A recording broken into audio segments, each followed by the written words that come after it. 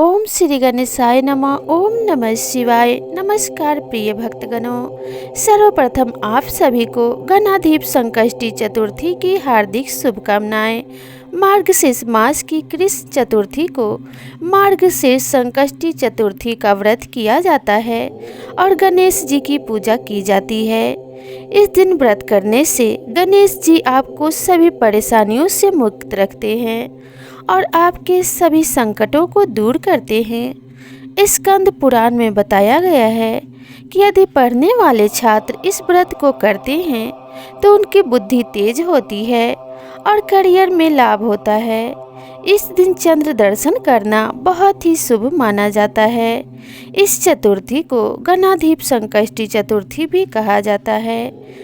मार्गशीर्ष संकष्टी चतुर्थी का व्रत 30 नवंबर गुरुवार को यानी आज के दिन रखा जाएगा। इस दिन सूर्योदय से व्रत का आरंभ होकर रात को गणपति भगवान की पूजा और चंद्रदेव की पूजा करके यह व्रत समाप्त होता है।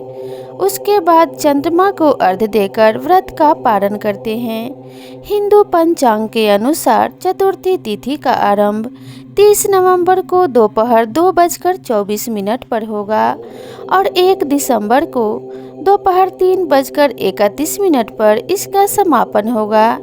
इस व्रत की पूजा संध्या काल में होती है, इसलिए यह व्रत 30 नवंबर को रखा जाएगा। मार्गशीर्ष संकष्टी चतुर्थी का व्रत चंद्रमा को अर्घ्य देने के बाद ही पूर्ण माना जाता है, इसलिए चंद्रमा किस वक्त उदित होगा यह जानना बेहद जरूरी है।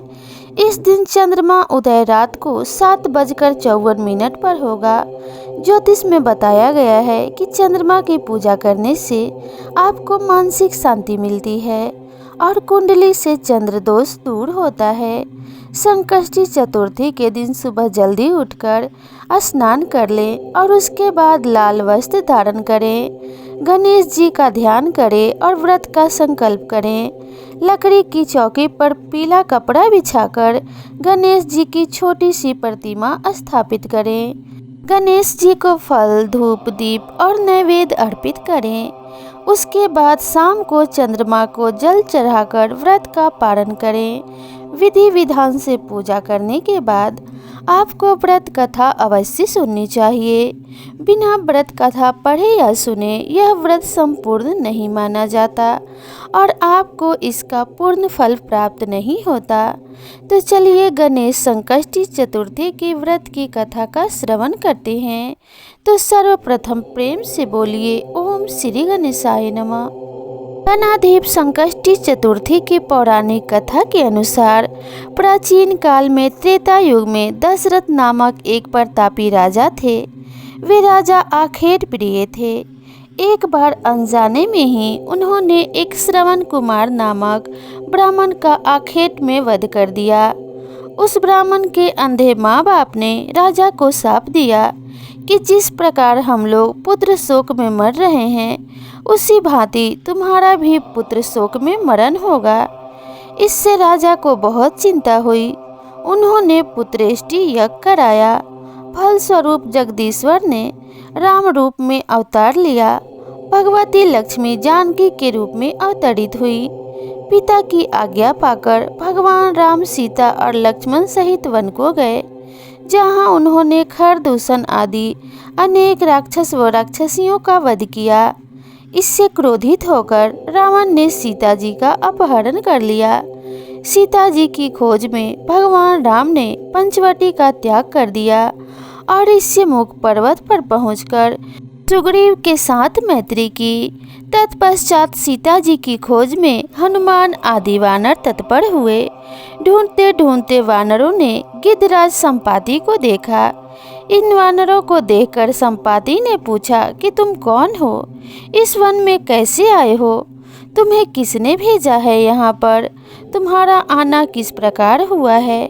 संपाति की बात सुनकर वानरों ने उत्तर दिया कि भगवान विष्णु के अवतार दशरथ नंदन राम जी सीता जी और लक्ष्मण जी के साथ दंडक वन में आए हैं। वहां पर उनकी पत्नी सीता जी का अपहरण कर लिया गया है।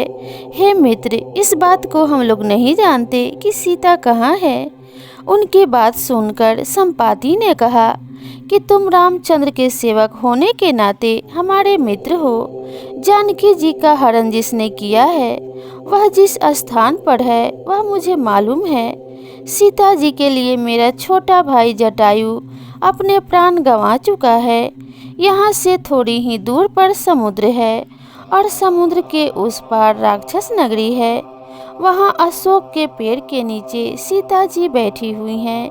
रावण द्वारा अपहरित सीता जी अभी भी मुझे दिखाई दे रही हैं। मैं आपसे सत्य कह रहा हूँ कि सभी वानरों में हनुमान जी अत्यंत पराक्रमशाली हैं, अतः उन्हें वहाँ जाना चाहिए। केवल हनुमान जी ही अपने पराक्रम से समुद्र लांघ सकते हैं, अन्य कोई भी इस कार्य में समर्थ नहीं है। संपाति की बात सुनकर हनुमान जी ने पूछा कि हे संपाति, इस विशाल समुद्र को मैं किस प्रकार पार कर सकता हूँ? जब हमारे सब वानर उस पार जाने में असमर्थ हैं, तो मैं ही अकेला कैसे पार जा सकता हूँ? हनुमान जी की बात सुनकर संपाति ने उत्तर दिया कि हे मित्र, आप संकट नाशक गणेश चतुर्थी का व्रत कीजिए। उस व्रत के प्रभाव से आप समुद्र को क्षण भर में पार कर लेंगे। संपाति के आदेश से संकष्टी चतुर्थी के उत्तम व्रत को हनुमान जी ने किया। हे देवी, इसके प्रभाव से हनुमान जी क्षण भर में समुद्र को लांघ गए। इस लोक में इसके समान सुखदायक कोई दूसरा व्रत नहीं है। अतः मार्गशीर्ष कृष्ण चतुर्थी के दिन इस व्रत को करने से सभी संकट दूर होते हैं तथा शत्रुओं पर विजय प्राप्त होता है। इसलिए विधि विधान से इस व्रत को अवश्य करनी चाहिए और प्रेम पूर्वक इस कथा का श्रवण करना चाहिए। ऐसा करने से व्यक्ति के जीवन के सभी संकट दूर होते हैं और सभी बाधाओं से मुक्ति मिलती है और सभी कार्यों में सफलता मिलने लगती है। तो प्रेम से बोलिए ओम श्री गणेशाय नमः। माता पार्वती की जय। ओम नमः शिवाय। आप सभी के लिए यह व्रत मंगलकारी और सभी अनिष्ट को दूर करने वाला हो, इसी कामना के साथ आपसे विदा लेते हैं। मिलते हैं अगले वीडियो में नई कथा, कहानी और नई जानकारी के साथ। तब तक के लिए राधे राधे।